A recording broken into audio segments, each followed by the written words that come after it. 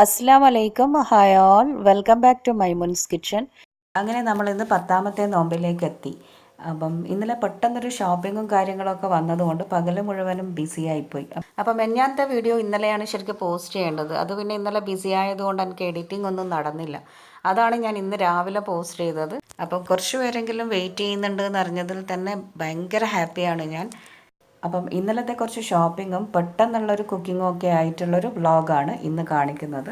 പോകുന്നതിന് മുമ്പ് കുറച്ച് കാര്യങ്ങളൊക്കെ ഉണ്ടാക്കിയതിന് ശേഷം പോയിട്ട് വരാമെന്ന് വിചാരിച്ചു. വന്നു കഴിഞ്ഞാൽ പിന്നെ നമുക്ക് ഭയങ്കര ക്ഷീണമായിരിക്കും, അപ്പോൾ ഒന്നും ഉണ്ടാക്കൽ നടക്കില്ല. അപ്പോൾ അതുകൊണ്ട് പോകുന്നതിന് മുമ്പ് ഞാൻ ഇന്നലെ ചിക്കൻ ബിരിയാണിയാണ് ഉണ്ടാക്കിയത്. തലശ്ശേരി ചിക്കൻ ബിരിയാണിയുടെ റെസിപ്പി ഞാൻ ഓൾറെഡി വീഡിയോ പോസ്റ്റ് ചെയ്തതാണ്. അപ്പം അതുകൊണ്ട് ഞാനിതൊന്ന് ജസ്റ്റ് ഇങ്ങനെ ഒന്ന് ഓടിച്ചു പോവാണ്. തലശ്ശേരി ബിരിയാണിക്ക് വേണ്ടിയിട്ട് ഞാനിപ്പം ഉള്ളി പൊരിച്ചെടുക്കുകയാണ് പിസ്ത ഉണ്ടാക്കാനായിട്ട്. പിന്നെ മസാല ഞാനിപ്പം കുക്കറിലാണ് ഉണ്ടാക്കുന്നത്. ഉള്ളിയും തക്കാളിയും പച്ചമുളക് ഇഞ്ചി വെളുത്തുള്ളി ഉപ്പ് ഒക്കെ ചേർത്തിട്ട് കുറച്ചൊരു 1/4 ഗ്ലാസ് വെള്ളം ഒഴിച്ചിട്ട് ഒന്നങ്ങ് 2-3 വിസിലിനങ്ങ് വേവിച്ചെടുക്കാം, പെട്ടെന്നായി കിട്ടും. അപ്പം ഈ സമയം ഞാനിപ്പം ഫ്രീസറിൽ നിന്നും ചിക്കൻ പുറത്തെടുത്തിട്ടുണ്ട്. ഇനി ഇതൊന്ന് വെള്ളത്തിലിട്ട് വെച്ചിട്ട് ഒന്ന് ഒറ്റയായി കിട്ടുന്നത് വരെ വെയിറ്റ് ചെയ്യാം. അപ്പോൾ അതിനിടയ്ക്ക് ഞാനിപ്പം ഉള്ളി ഫ്രൈ ചെയ്യുന്നുണ്ട്, അതുപോലെ ചോറിന് വേണ്ടിയിട്ടുള്ള വെള്ളവും വെച്ചിട്ടുണ്ട്. ഇപ്പം മസാല വെന്ത് വന്നിട്ടുണ്ട്. ഇനി ഇതിലേക്ക് കഴുകി ക്ലീൻ ചെയ്ത് വെച്ചിട്ടുള്ള ചിക്കൻ ഞാൻ ചേർത്ത് കൊടുക്കുകയാണ്. എന്നിട്ടെല്ലാം കൂടെ മിക്സാക്കിയിട്ട് ഒരു വിസിലിന് നമുക്കങ്ങ് വേവിച്ചെടുക്കാം. ചിക്കനല്ലേ, അപ്പോൾ ഒരുപാടങ്ങ് വേവേണ്ട ആവശ്യമൊന്നുമില്ല. പണ്ടത്തെ പോലെയല്ല, ഇപ്പം ബിരിയാണി ഉണ്ടാക്കാൻ ഭയങ്കര ഈസിയല്ലേ. 2 കുക്കർ ഉണ്ടായാൽ മതി, ചോറും മസാലയൊക്കെ ഉടനടി റെഡിയാണ്. അപ്പം ഞാനിപ്പോൾ ഇത് അടച്ച് വെച്ചിട്ട് വേവിക്കാനായി വെച്ചിട്ടുണ്ട്.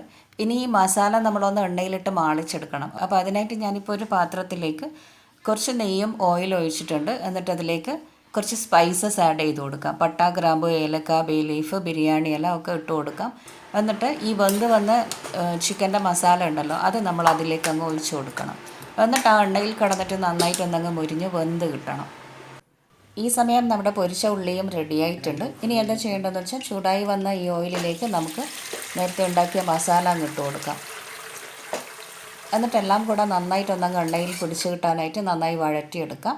അപ്പോഴേക്കും ഈ സവാളയും തക്കാളിയും ഒക്കെ കൂടെ നന്നായിട്ടൊന്നങ്ങ് വഴന്നിട്ട് ജ്യൂസി ആയതുപോലെ ഉണ്ടാവും.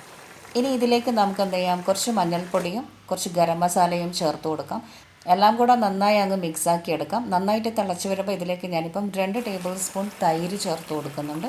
അതുപോലെ തന്നെ കുറച്ച് മല്ലിയിലയും കറിവേപ്പിലയും അരിഞ്ഞങ്ങ് വിതറി കൊടുക്കാം. എന്നിട്ടെല്ലാം കൂടെ നന്നായിട്ടൊന്നങ്ങ് മിക്സാക്കി എടുക്കാം. ഞാൻ മസാല ഉണ്ടാക്കുമ്പോൾ അതിൽ 1/2 ഗ്ലാസ് വെള്ളം മാത്രമേ കുക്കറിലേക്ക് ഒഴിച്ചു കൊടുത്തിട്ടുള്ളൂ. പക്ഷേ ഇപ്പം കണ്ടോ, വെള്ളം തക്കാളിയിൽ നിന്നും സവാളയിൽ നിന്നും ചിക്കനിൽ നിന്നൊക്കെ വെള്ളം ഇറങ്ങിയിട്ടുണ്ട്. ഈ ഒരു വെള്ളത്തിൽ കിടന്നിട്ട് ആ പിസ്തയൊക്കെ എല്ലാം കൂടെ നന്നായിട്ടൊന്നങ്ങ് മിക്സായി കിട്ടണം. അപ്പം വെള്ളം നല്ലതാണ്. എന്താ ചെയ്യേണ്ടതെന്ന് വെച്ചാൽ പിസ്ത ഇട്ടിട്ട് നമുക്കിതൊരു 2-3 മിനിറ്റ് ഒന്ന് അടച്ചു വെക്കാം. അതിനുശേഷം നന്നായിട്ടൊന്നങ്ങ് മിക്സാക്കി എടുക്കാം. ഈ പൊരിച്ച ഉള്ളിയൊക്കെ ആ വെള്ളത്തിൽ കിടന്നിട്ട് നന്നായിട്ടൊന്നങ്ങ് കുഴഞ്ഞ് കിട്ടിയിട്ടുണ്ട്. ഇപ്പം നമ്മുടെ മസാല നല്ലൊരു സ്മെല്ലൊക്കെ ഉണ്ട് കേട്ടോ. അപ്പം നമ്മുടെ മസാല ഇപ്പം റെഡി ആയിട്ടുണ്ട്. ഇനി ഇത് ഞാൻ മാറ്റി വെച്ചിട്ട് ആ ഒരു അടുപ്പിൽ തന്നെ ഞാൻ ചോറുണ്ടാക്കുകയാണ്. നെയ്ച്ചോറ് ഞാൻ ഒരുപാട് വീഡിയോസിൽ കാണിച്ചിട്ടുണ്ട്. അതുകൊണ്ട് ഞാനിപ്പോൾ ഇതിലങ്ങനെ ഡീറ്റെയിൽ ആയിട്ടൊന്നും കാണിക്കുന്നില്ല. ഞാനിപ്പം നെയ്ച്ചോറ് ഇതേപോലെ വലിയൊരു പാത്രത്തിൽ തന്നെയാണ് ഉണ്ടാക്കുന്നത്. സമയം ലാഭിക്കാൻ വേണ്ടിയിട്ട് കുക്കറിൽ ഉണ്ടാക്കാം, പക്ഷേ എനിക്ക് കുക്കറിൽ ഉണ്ടാക്കിയാൽ അത്ര അങ്ങ് ശരിയാവില്ല. കുക്കറിൽ ഉണ്ടാക്കുമ്പോൾ ഒന്നുകിൽ അതങ്ങ് കുഴഞ്ഞു പോകും, അല്ലെങ്കിൽ വെള്ളം കുറഞ്ഞിട്ട് വേവ് കിട്ടൂല, അങ്ങനെയുള്ളൊരു പ്രശ്നമൊക്കെ ഉണ്ട്. തിളച്ച് വന്ന വെള്ളത്തിലേക്ക് ഞാനിപ്പം അരി ഇട്ടിട്ടുണ്ട്. ഇനി അടച്ച് വെച്ചിട്ട് ഒരു മീഡിയം ലോ ഫ്ലെയിമിൽ 15-20 മിനിറ്റ് വേവിച്ചെടുക്കാം. ആ സമയത്തേക്കും ഞാൻ പോയി ഡ്രസ്സൊക്കെ മാറ്റി വന്നു. ഇപ്പം നമ്മുടെ ചോറ് നന്നായിട്ട് വെന്ത് വന്നിട്ടുണ്ട്. ഇനി ഇത് ഞാനിപ്പം ദം ചെയ്യുന്നില്ല. ഞാൻ വന്നതിന് ശേഷം ദം ചെയ്യാമെന്ന് വിചാരിച്ചു. അപ്പം നല്ല ചൂടോടെ തന്നെ ചോറ് നമുക്ക് നോമ്പ് തുറക്കുമ്പോൾ കഴിക്കാമല്ലോ. ഇനി ഇത് അടച്ചു വെച്ചിട്ട് നമുക്കൊന്ന് പുറത്ത് പോയിട്ട് വരാം. അപ്പം ഇപ്പം സമയം ഒരു 11:15 ആയിട്ടുണ്ട്. നമുക്ക് മെല്ലെ തലശ്ശേരിയിലോട്ട് വിടാം. അപ്പം അങ്ങനെ ഇതാ ടാറ്റ പറഞ്ഞുകൊണ്ട് നമ്മളൊന്ന് തലശ്ശേരിയിലേക്ക് പോവാണ്.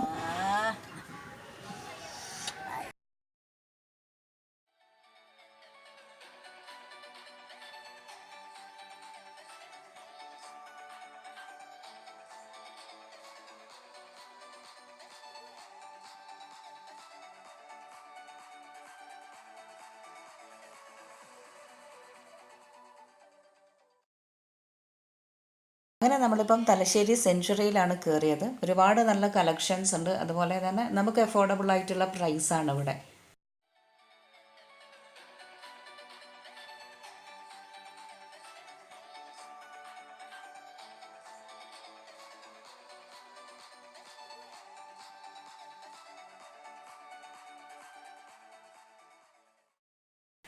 അങ്ങനെ ഷോപ്പിംഗൊക്കെ കഴിഞ്ഞിട്ട് ഇപ്പോൾ വീട്ടിലേക്ക് തിരിക്കുകയാണ്. ഇപ്പോൾ ഏകദേശം 3:30 ആയി. എന്തായാലും 4 മണിയാവും വീട്ടിലെത്താൻ.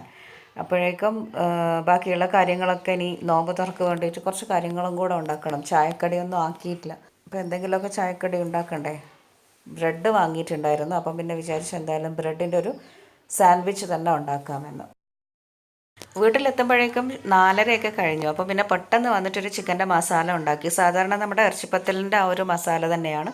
പിന്നെ അതിൻ്റെ കൂടെ കുറച്ച് കക്കിരിയും കുറച്ച് ഗ്രേറ്റ് ചെയ്തിട്ട് ചീസും വെച്ചിട്ടുണ്ട്. ബ്രെഡ് സാൻഡ്വിച്ച് ഉണ്ടാക്കാനായിട്ട് ഒരു ബ്രെഡിൻ്റെ മുകളിലായിട്ട് കുറച്ച് ചിക്കൻ്റെ മസാല വെച്ച് കൊടുക്കാം. പിന്നെ കുറച്ച് ചീസ് ഗ്രേറ്റ് ചെയ്തിട്ട് അതും വെച്ച് കൊടുക്കാം. ചീസ് ഞാൻ ഹോം മെയ്ഡാണ് അതുണ്ടാക്കുന്നത്. ഞാൻ കുറച്ച് ദിവസം കൊണ്ട് വീഡിയോ കാണിക്കാം കേട്ടോ. വളരെ ഈസിയാണ്. നല്ല ചീസുമാണ്. നമ്മൾ പുറത്തുനിന്ന് വാങ്ങുന്നത് പോലെ തന്നെ നല്ല ചീസാണ്. പിന്നെ അതിൻ്റെ മുകളിൽ കുറച്ച് കക്കിരി വെച്ച് കൊടുക്കാം. സവാള ഉണ്ടെങ്കിൽ അതും വെച്ച് കൊടുക്കാം. എന്നിട്ട് വേറൊരു ബ്രെഡ് കൊണ്ടങ്ങ് മൂടാം.